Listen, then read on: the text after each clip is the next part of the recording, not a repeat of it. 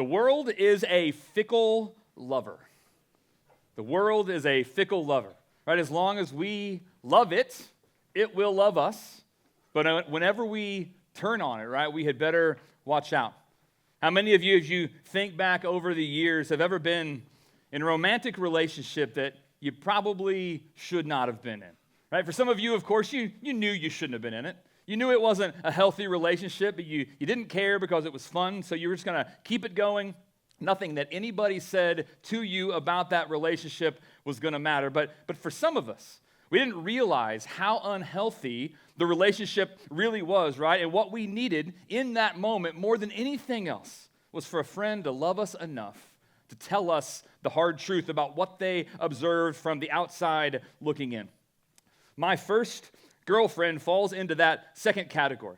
It was an unhealthy relationship that I should not have been in, but I was. Right? My senior year of high school, as a joke, I borrowed a ballot box from our local social studies teacher, and then I put my senior picture on it, which I have to say was quite a prize. If you want to throw that picture up there. That's one of my senior pictures. They were all pretty high quality, though, right? And so I put my senior picture on this ballot box in the hallway of my high school, and I had a sign advertising a chance to sign up to win a date to prom with Vince Bissey.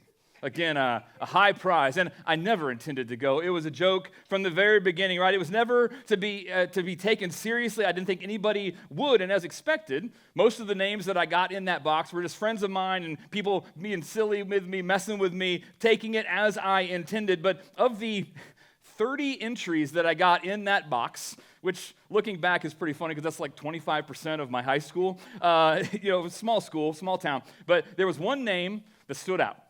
Her name was Danelle, and I tell you her name because I doubt I could even find her anymore. So good luck if you connect with her, tell me how she is. But I ended up dating this girl from this ballot box entry that she put in. And so it started so strong, I don't know how it could have gone awry on us. But of course, looking back, I'm so thankful that God took her out of my life when he did, right? I mean, it wasn't long after we stopped dating that I found out that she was getting into drugs, that she had fallen into with a pretty rough crowd. All sorts of crazy stuff was going on in her life. But at the moment, when it happened, when she broke up with me, I was absolutely devastated, right? I was brokenhearted. I couldn't see how unhealthy the relationship was. And I didn't have anybody that was close enough to me to tell me the hard truth and to call me out, to call me to something better. And church, the world is just like those bad relationships, the ones we don't even realize that we're in. And when we find ourselves loving what we shouldn't, when we find ourselves blinded to reality, what we need more than anything is for someone to love us enough to tell us the hard truth. And thankfully, that is exactly what Jesus Christ does for us over and over again. And as he does the same thing for the people in our text this morning, what we're going to learn is that the world and the things in it that we tend to love so much can never satisfy us. They can never satisfy us like Jesus can. Now, if you remember, we are picking up in John chapter 7. And if you have a Bible close, I'd love to invite you to go ahead and open up to John chapter 7. A few weeks ago, we paused our study of the Gospel of John to give an overview, just a quick vision series about what matters most to Jesus and ask if it really is the thing that matters most to us. But this week, we're jumping back into our study of John that we are calling the Dangerous Messiah. Now, the reason, if you remember, why we're calling this study the Dangerous Messiah is because when we come face to face with Jesus, we are either going to oppose him, and therefore we are going to be opposed by him, or we're going to surrender to him and therefore be opposed by the world. We're either going to oppose Jesus and be opposed by him, or we're going to surrender to Jesus and be opposed by the world. But either way, there is no safe response to this dangerous Messiah. And that is becoming more and more clear the closer we get to the cross. In John chapter 7, we're going to be picking up the story about 6 months before Jesus was crucified. And as the story of Christ continues to unfold, we see that the noose is starting to tighten. We see that opposition to Jesus has grown with his fame, just like he knew it was going to, and as counterintuitive as it may seem to us, we see in all of this that it was going exactly according to plan, but not for everybody. See, for those who were busy building their own kingdom. The kingdom that Jesus was establishing was a threat from the very beginning. He was a threat from the word go, and really, that shouldn't come as a shock for us, right? I mean, it's just human nature that we get afraid whenever something we love is threatened. We get afraid, we respond in fear whenever something we love deep down is threatened. And as we read the beginning of this text here in John 7, we're going to see that dynamic is all over this interaction, right? We see it in Jesus' brothers as they fear the threat of dishonor. We see it come out of the Jewish leaders as they fear the threat of exposure. And we even see it in the Jewish people in the crowds as they fear the threat of being excommunicated. Again, what they loved was being threatened. The church, they are absolutely terrified. They don't know how to respond. Now, if you remember from last week as we were looking at Romans 1, we defined idolatry as treating something that isn't God as though it is. Biblically speaking, idolatry is treating anything that's not God as though it is God. And it's really not hard to see that that is exactly what is happening here in John 7. But see, this isn't just a them problem, is it? No, this is absolutely an us problem. I mean, just think for a minute about where this same dynamic shows up in your own life. I mean, like Jesus' brothers, perhaps. How often do we try and distance ourselves from the hard parts of what God says so that people will like us, so that people will still think well of us? Or like the Jewish leaders, how often do we feel the need to hide our insecurity, to hide our inconsistencies, the things that might expose us so that others will still respect us? Or like the crowds that we're getting ready to read about, how often do we stay silent about what we believe when we should speak up, all so that people will accept us and like us? See, church, whether it's rooted in approval or respect or acceptance, every time we're controlled by our fears, what always happens is we are tempted to settle for counterfeit solutions. Solutions that seem like they're going to be a quick fix, but only end up making things worse and pulling us farther from Jesus and sinking us deeper into our sin. Again, we get so afraid that what we love is going to be taken from us. And we lose sight of the fact that if our love is misplaced, if we're loving the wrong things, if we're holding on to an idol and refusing to let it go, well, then just like when we find ourselves dating someone that we shouldn't be dating, and we can't see past the emotion of the moment, when Jesus exposes that, when he calls it out, church, it's not because he doesn't care about how we feel. It's because he loves us enough to tell us the hard truth. More than that, he loves us too much to just leave us where we are whenever he sees us stuck in our sin. And so, church, that's where we're going to be going in John chapter 7. As we read verses 1 through 24, what we're going to see is that Jesus came to wage war on our idols. And no matter how scary that feels to us, no matter how violent that internal battle becomes, what we're going to learn is that we can rest in the fact that Jesus is our sovereign king, and he is also our good shepherd, which means that he is fighting for us, and we can know that he never loses a battle. And so if you would, please pray with me, and then we're going to dig in to this text in John 7 together. Father, thank you that you're a God who speaks. Jesus, thank you that you are a God who came to earth so that we could know who you are, so that we could see the Father's glory shining in your face, so that we could understand and experience the love of God in action, and so that we could see you and believe in you and surrender to you and find the joy that only you can give. And this morning we pray that as you do battle in our souls, as you fight the war against our idols, that you would give us the grace to surrender to you, that we would experience the fullness of your power at work for us and in us and through us and even in spite of us. And that at the end we would walk away with the freedom that only comes from the gospel and the joy that only you can give. And Jesus, we ask all of these things in your strong and beautiful name. Amen. Well, again, church, we're going to be reading in John chapter 7, verses 1 through 24. We'd love to have you open a Bible and read that along with me. And if you're using one of ours, you're going to find that text starting on page 892. John picks up in chapter 7 this way. After this, Jesus went about in Galilee. He would not go about in Judea because the Jews were seeking to kill him. Now the Jewish feast of booths was at hand. So his brothers said to him, "Leave here and go to Judea, that your disciples also may see the works you're doing. For no one works in secret if he seeks to be known openly. If you do these things, show yourself to the world." For not even his brothers believed in him. Jesus said to them, "My time has not yet come, but your time is always here. The world cannot hate you, but it hates me because I testify about it that its works are evil. You go up to the feast. I am not going up to this feast, for my time has not yet fully come." After saying this, he remained in Galilee. But after his brothers had gone up to the feast, then he also went up, not publicly, but in private. The Jews were looking for him at the feast and saying, "Where is he?" And there was much muttering about him among the people. While some said, "He's a good man," others said, "No, he is leading the people astray." Yet for fear of the Jews, no one spoke openly of him. About the middle of the feast, Jesus went up into the temple and began teaching. The Jews therefore marveled, saying, "How is it that this man has learning when he has never studied?" And so Jesus answered them, "My teaching is not mine, but his who sent me. If anyone's will is to do God's will, he will know whether the teaching is from God or whether I am speaking on my own authority. The one who speaks on his own authority seeks his own glory. But the one who seeks the glory of him who sent him is true, and in him there is no falsehood.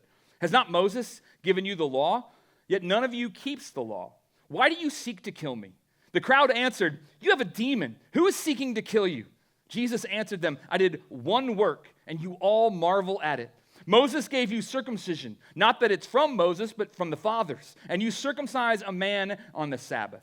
If on the Sabbath a man receives circumcision, so that the law of Moses may not be broken, are you angry with me because on the Sabbath I made a man's whole body well? Do not judge by appearances, but judge with right judgment." For those of you who are parents, you know that when your kids are little, right, they often just pick up on the things that you like to do.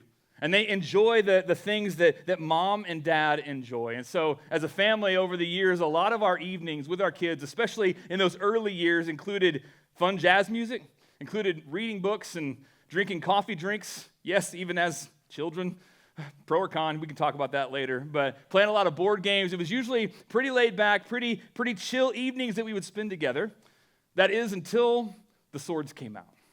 Right? And then it was game on. At that point, everything changed as we chased each other around the house, determined each of us to be the last one standing. As you can imagine, it was very swashbuckling, whatever that means. It just seems to fit, right? But at the end of these always epic battles, whoever finally managed to dislodge the sword from their enemy's grasp would triumphantly shout the same phrase. Every time someone dropped the sword, we would put our sword in the chest of the loser, and we would scream, "You are disarmed, surrender or perish." Right? We were tough, but we were fair. Right? We were willing to negotiate terms of surrender at that point if we were the winners. But never once did it come to that, because we weren't just merciful winners. We were also very stubborn losers. And so whenever someone had disarmed us and said the phrase, "You are disarmed," made the declaration, "Surrender or perish," it was always the same response. We would bow up, lean in, and say, "I will never surrender to you," right? Before being run through, dying a dramatic death by a toy sword. Now, the reason that I'm telling you this isn't primarily because stories about children grab your attention. That's just a bonus, right? Now, the real reason that I wanted to share that story with you is because Jesus came to wage war on our idols. And when he did, he gave us all the very same choice. We can surrender or we perish. Surrender or perish. See, there really is no other option on the table.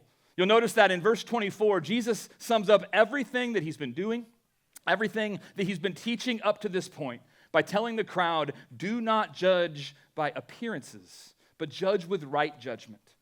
Do not judge by appearances, but judge with right judgment. And here in this text, right judgment is surrender. Right judgment, surrender. It's embracing God's mercy in Jesus, even when it's hard, even when it seems impossible for us. Right judgment is surrender, but judging by appearances, on the other hand, that is perishing. That is what it looks like to resist Jesus. And inevitably, when we choose that path, it costs us absolutely everything. But how often do we give in to that impulse?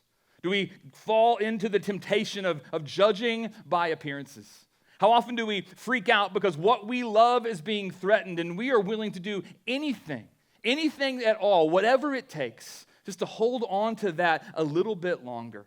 See, this may look differently for all of us, but in every single one of us, it's always rooted in some form of unbelief. It usually stays quiet until it's challenged, until it's exposed, until it starts to get pushed on. And then, when it is, it bubbles up in the form of self-protection.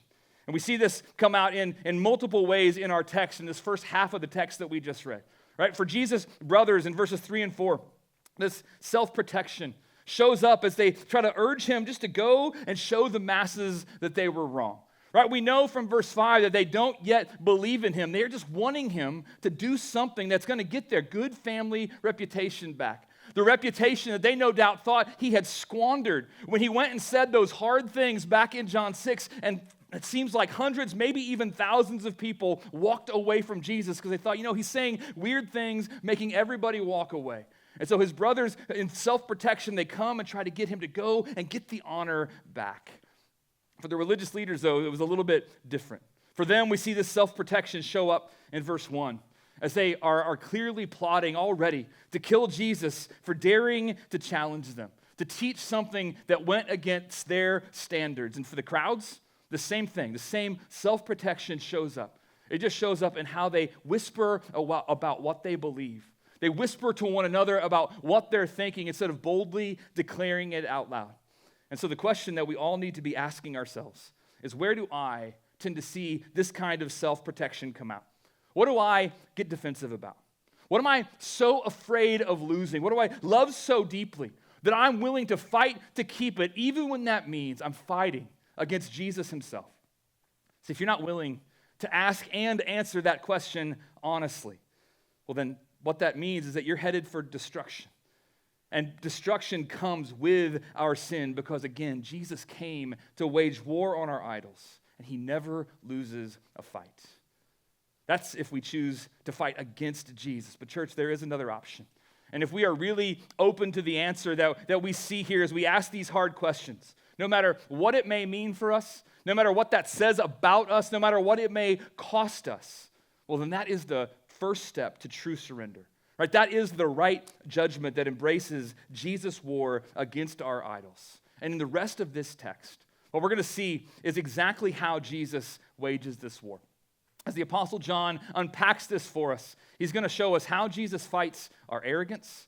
He's going to show us how he fights our independence. And he's going to show us how he fights our pretense. Jesus fights our arrogance. He fights our independence. And he fights our pretense. And John is going to show us exactly how he does that. What we see first then is that Jesus fights our arrogance, and when he does it with God's truth. Jesus fights our arrogance with God's truth. Shows up clearly in verses 14 to 16, where John tells us that about the middle of the feast, Jesus went up into the temple and he began teaching. The Jews therefore marveled, saying, "How is it that this man has learning when he has never studied?" And so Jesus answered them, "My teaching is not mine, but his who sent me." Now, I'm not going to spend a whole lot of time here. I do think, though, it's important to point out that Jesus didn't lie to his brothers back in verse 8. Just in case that stuck with you, right? As we read through it, maybe that seemed a little bit dissonant. But he told them in verse 8, "You go up to the feast. I'm not going up to this feast, for my time has not yet fully come." In other words, Jesus wasn't claiming that he wasn't going to go to the feast at all, but instead what he was telling his brothers was that he wasn't going up in their time, and he wasn't going up with their purpose, that he didn't have a shared goal with them. Instead, in the wisdom of the Father and in the power of the Spirit, Jesus was carefully strategizing. Right? He was strategizing how to approach this sensitive situation where he knew there were already plots to kill him, so that he could do two main things here. So that he could maximize his impact on the crowds, while at the same time maximizing the protection that he received from the crowds. And so, about the middle of the feast, that is around day 3 or 4 probably of this 8-day celebration of the Feast of Booths, Jesus went up into the temple and he began teaching. He began teaching when he knew that the numbers at the feast were going to be at their peak, and he would be able to use that to his advantage in multiple ways. And then, in verse 15, after Jesus begins to teach, John tells us that the Jews, which is usually how the apostle refers to the religious leaders, he says that they marveled at Jesus asking, how is it that this man has learning when he has never studied? And so in one sense then, what we see in their response is that they're impressed, right? They at some level recognize that Jesus knows what he's talking about, even though they can't explain why. They don't know how this is possible. What's interesting, though, is that at the very same time that they recognize Jesus knows what he's talking about, they also insist that he has not studied. We need to pause here, though, for just a moment and ask what it is they're really meaning here. I mean, what is it that they're getting at? What are they trying to say? Are they saying that Jesus hadn't earned this knowledge, that somehow it just came naturally, he just happened to be well-spoken, he was getting lucky being able to engage on these topics? Are they saying that he hadn't spent the necessary time studying the Word, studying Torah, that he hadn't learned it at a deep level? Are they saying that he didn't understand the Word of God, that he didn't know how to teach it? He was just, again, getting lucky in some way. No, what they really mean here is that Jesus hadn't followed their path. They mean he hadn't done things their way, right? He hadn't attached himself to another rabbi. He hadn't gone through their schools, and so even though they marveled at his learning, they still rejected the things that he was teaching. Right? They wrote him off as a rogue prophet, someone who was just making things up out of his own mind, too much originality, and in their arrogance, they tried to use that to discredit Jesus before the crowds who were beginning to be persuaded by him, who were putting their faith in him, who were surrendering to him and seeking to follow him. But really, this weak attack that they bring against Jesus is really not that much different than a modern political commercial, right? As the Pharisees try to highlight one thing that they do not like about their opponent, while at the same time completely ignoring all of the ways and all of the things that he's saying that challenge them. And in response, Jesus tells them simply in verse 16 that my teaching is not mine, but his who sent me. My teaching is not mine, but his who sent me. In other words, he didn't need to follow their path because Jesus had gone straight to the source. See, Jesus knew the Father personally. He knew the Father intimately. He came from the Father and perfectly represented the Father. And John has been driving that home from the very beginning of this gospel, telling us in John 1:14 that the Word, Jesus, became flesh and dwelt among us, and we have seen his glory, glory as of the only Son from the Father, full of grace and truth. Again, in 1:18, he says that no one has ever seen God. The only God who is at the Father's side, he has made him known. Going on a little bit farther in John chapter 5, verse 19, Jesus himself said that the Son can do nothing of his own accord, but only what he sees the Father doing. And then in the very next verse, in John 5:20, Jesus says that for the Father loves the Son. He shows him all that he himself is doing, and greater works than these will he show him, so that you may marvel. And church, here they were. Right? The Jewish religious leaders were marveling exactly like Jesus said they would. But their marveling, unfortunately, did not lead to worship. Yes, they stood in awe in one sense, but that marveling did not lead to worship because their arrogance made them blind. Their pride made them deaf to his teaching and the truth that Jesus was speaking from the Father. And really, Jesus here is giving the religious leaders a pretty simple challenge. Right? In effect, he is saying, I'm speaking God's truth, so why aren't you listening? I'm speaking God's truth, so why aren't you listening? That question, though, even though it's a simple one, is just as powerful as it is simple.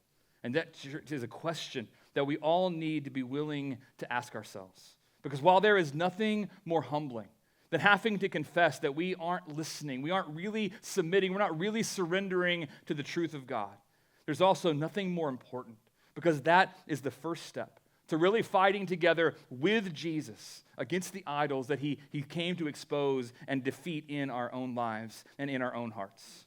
Again, Jesus came to wage war on our idols. He starts by fighting our arrogance with God's truth. But that's not all that he does. As we continue in the text, we also see that he fights our independence with God's authority. Jesus fights our independence with God's authority. If you would look again at how this plays out in verses 17 and 18, Jesus is still responding to the Pharisees here, and he says that if anyone's will is to do God's will, he will know whether the teaching is from God or whether I'm speaking on my own authority. The one who speaks on his own authority seeks his own glory, but the one who seeks the glory of him who sent him is true, and in him there is no falsehood. Now, a twin idol that usually comes along with arrogance is independence, right? It's something that we all value, right? We love our freedom, don't we? We love the ability to choose our own path, to do things our way. We love to find unique and creative solutions to our problems. We love the opportunities that always come whenever we get really good at that. And so often, this is an amazing thing, right? I mean, it's part of the image of God in us, how he's designed us to function, and it's a gift that we should receive with humble and thankful hearts. But the problem comes whenever that independence spills over into how we view our need for God himself. See, a certain amount of independence from others can be a great thing. I would argue that it's actually necessary for healthy development. But again, when we start pretending that we don't need God, we start pretending that we aren't dependent on God himself, well, then it becomes a huge problem. And as Jesus sets his teaching apart from the teaching of the Pharisees and the religious leaders, he wants to make clear that it's not just different because of where it comes from. It's also different because of the authority that it comes with. But isn't this a kind of a shocking, a surprising conflict as we see it play out in this text? I mean, these religious leaders here, stuck in their idolatry, were committed to their personal autonomy, to their independence, to their ability to make decisions and determine things for themselves. But then up against them is Jesus, who we know to be God in the flesh. Jesus, the second person of the Trinity. Jesus, the divine God-man, the eternal King of glory. And church, this Jesus absolutely treasured his need to be totally dependent on the Father. It's such a surprising conflict. And what's fascinating here is that this same dependence that gives Jesus' teaching real divine authority, this dependence on the Father, well, that's the same thing that he gives us as the test for whether or not we get it, for whether or not his gospel is really sinking in, for whether or not we're really with him. See, that's why he says in verse 17 that if anyone's will is to do God's will, then he will know whether the teaching is from God or whether I'm speaking on my own authority. In other words, the test that Jesus gives us to figure out if we are really with him, if we're really his disciples, is how we receive his teaching. It's how we receive his teaching. Because if we write Jesus off, as the leaders did here, as a rogue prophet, well, then what we end up doing is just cutting ourselves off from the Father, who is the one who sent him and whose teaching he brings to us.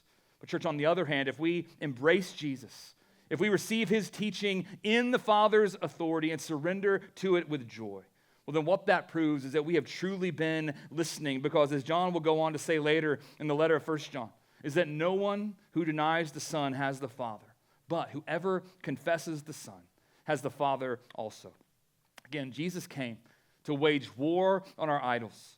And in addition to fighting our arrogance with God's truth, and in addition to fighting our independence with God's authority, the final thing that John shows us in our text is that Jesus fights our pretense with God's priorities.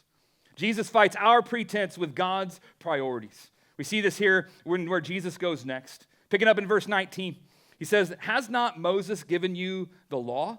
Yet none of you keeps the law. Why do you seek to kill me?" The crowd answered, "You have a demon. Who is seeking to kill you?"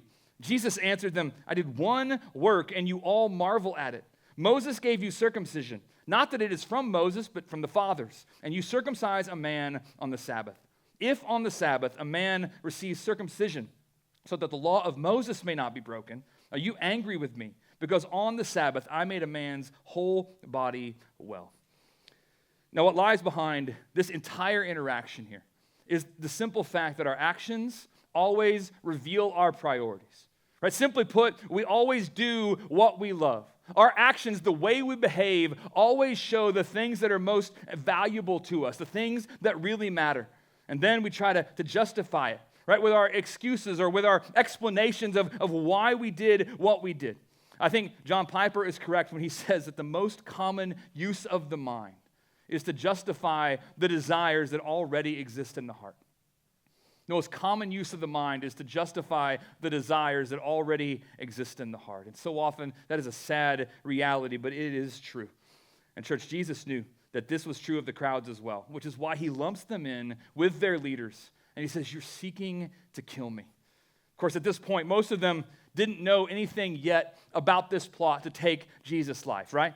But just like Jesus' own brothers, this crowd belonged to the world, and what was true of their leaders was true of them as well at a heart level, which was going to show up in an undeniable way just a few months after this. Just 6 months later, when the crowds are standing before Pilate, demanding that he crucify Jesus and in his place release Barabbas. See, if that's true, though, and all of this is really about the priorities of these people, that is revealed in their actions, shown up in their behavior, then the question is, why does Jesus take it all the way back to an argument they had almost a year ago about the Sabbath? Why does he do that? He's the one who brings this up, right? He intentionally pushes that button again. He comes back to that and he brings it up again. If you remember at the beginning of John 5, just a couple of chapters ago, Jesus healed a paralytic man at the pool of Bethesda, and it happened on a Sabbath. And of course, everybody freaked out about it, right? They just couldn't handle this. This was just too much for them. They couldn't go along with this. But what's that have to do with this situation? Again, that was almost a year ago, and so why bring it up here? Why bring it up now? Well, the reason that Jesus goes all the way back to that is because he needed something that they would be able to understand and relate to in order to be able to expose the inconsistency that they were continuing to live out. Of course, everyone knew, right, that the Sabbath was a command of God in the law, a command that God had given that Moses that told us about, but that truly came from the fathers, as Jesus highlights for us in the Old Testament there. But they also understood that circumcision, which was also a command of God that he gave to be done to boys who were born on the 8th day, they knew that that was a sign of God's covenant to Israel, and that was also a command of God. And what that meant was that if a boy happened to be born on a Friday, well, then they were fine to circumcise him on the following Sabbath on the 8th day because they prioritized God's command to circumcise their sons over the strictest forms of Sabbath observance. Now, everybody in that context, everybody in that crowd would have agreed that that was a totally fine practice. And that's why Jesus brought it up. And see, what he's doing here in his question is really pretty simple. Basically, what he's asking them to think about is if it's okay for you to circumcise one small part of the body on the Sabbath, well, then why isn't it okay for me to heal a man's entire body on the same Sabbath? And the answer, of course, is simple. I mean, obviously, it was okay for Jesus to heal on the Sabbath, and that is what really mattered most. But what kept them from being able to admit that? What kept them from being able to come along with him? What kept them at odds with Jesus was the fact that they were more concerned about looking righteous than they were about truly being righteous. They were more worried about protecting their reputation than they were about loving their neighbors and treating others with the same kind of honor and love and respect that they themselves desired to be shown to them. And see, what this exposed was just how mixed up their priorities had really become, which is why he sums it up all of it again in verse 24 by saying, "Do not judge by appearances, but judge with right judgment." See, Jesus knew that they were battling arrogance, and what they needed was to hear God's truth. He knew that they were battling independence, and they needed to be reminded of God's authority. And he knew that they were battling pretense, and they needed to be able to see God's priorities in action so that they could believe his word, so that they could submit to his ways, and so that they could ultimately join in his work. Church, he also knew that they could never do that until their idols, until the things in their heart that they truly loved the most, until those things had been put to death.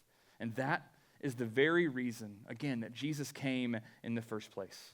As we've been saying this whole time, Jesus came to wage war on our idols, and the way that he did that, we've got to catch this. It wasn't just with words. It was also with action. He didn't just come and teach against idolatry, but no, as the Apostle Paul reminds us in 2 Corinthians 5, God made him who knew no sin to be sin for us. Why? So that in him we might become the righteousness of God.